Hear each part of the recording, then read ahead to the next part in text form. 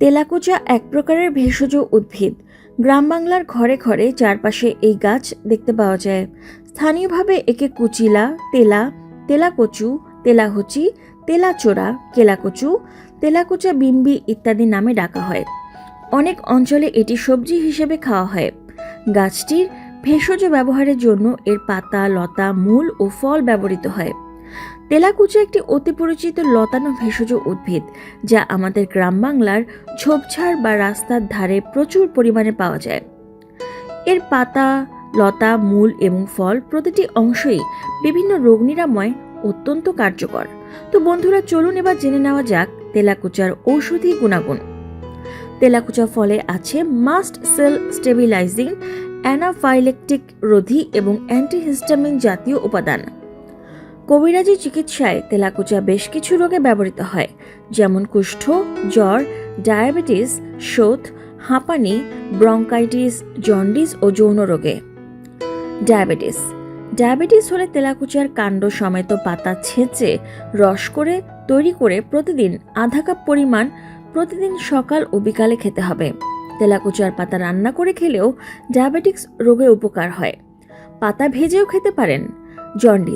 Jaundice হলে তেলাকুচার মূল ছেঁচে রস তৈরি করে প্রতিদিন সকালে আধা কাপ পরিমাণে খেতে হবে।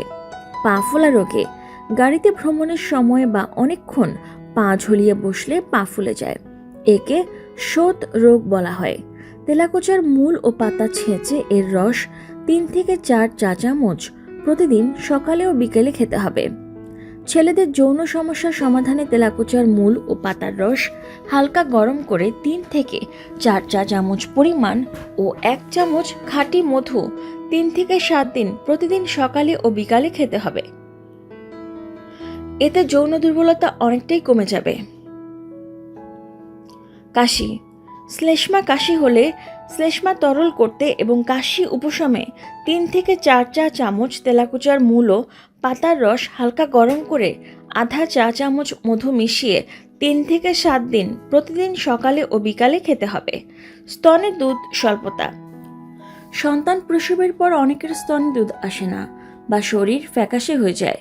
এই অবস্থা দেখা দিলে একটা করে তেলাকুচা ফলের রস হালকা গরম করে মধুর সাথে মিশিয়ে খেতে হবে। তেলাকুচুর ফল একটু তিতে হওয়ায় পরিমাণ মতো সকাল বিকাল 1 সপ্তাহ খেতে হবে।